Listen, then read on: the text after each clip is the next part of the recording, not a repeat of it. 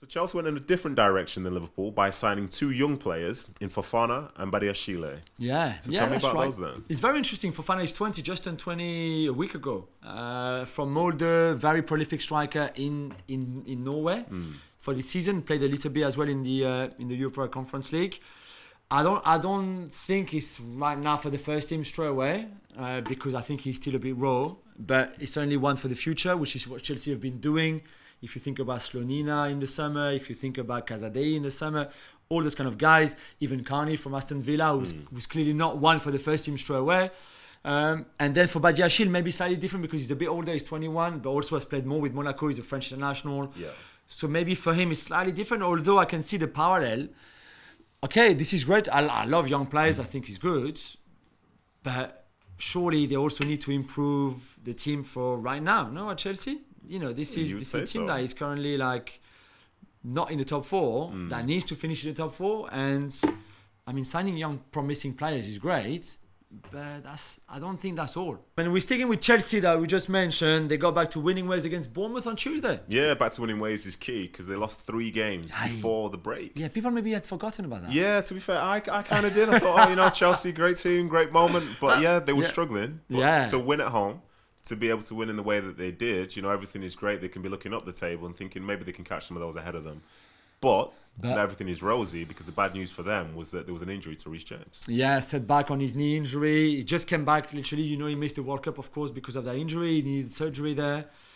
And he played only 53 minutes. And I think there's a clip on social media, or if you watched on television, wherever you are, you could see the moment where he felt the knee and you saw his face straight away. And I think he knew... Yeah.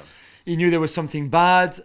We saw his personal trainer or someone very close to him, like putting stuff on social media before deleting it, saying like, I prefer not to talk, kind of that kind of line. Yeah. I think there might be a feeling that Chelsea rushed him a little.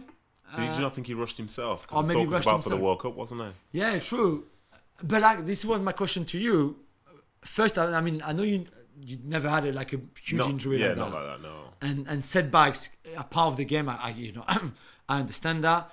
Do you get a bit apprehensive maybe? But I guess the player always wants to play, right? Yeah, the player always wants to play, and it's credit to the ones who are desperate to be out there. There are some who will try and milk something for as long as they can. Like, not everybody has a pain threshold. So for the ones who want to come back, you know, more power to them, but it's at what cost?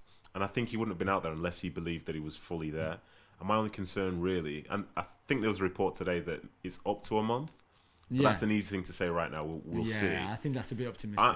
I just worry that if he continues to have these sorts of injuries, especially in and around the knee, that in 2-3 years' time it starts to affect the way he plays physically. Because for me, he's one of the best right backs in the world when he's fully fit. And I hope he gets a chance to do that and to have a long sort of run of health, because we've not seen him reach his potential, but we already think he's very, very good. Yeah. So maybe there's going to be some level of apprehension, but for him, he's driven to be out there because as a player, all you want to do is play, isn't it? And I mean, physicality is a big asset to his game, to be fair, because he's just strong, he's quick, he's an exceptionally talented player. Yeah. And Chelsea missing him is as big as any player that they could miss. And we should see how they play from the side of that. Yeah, because I guess Aspilicueta, it's not the same. It's the replacement, but it's not the same. Not the same at all.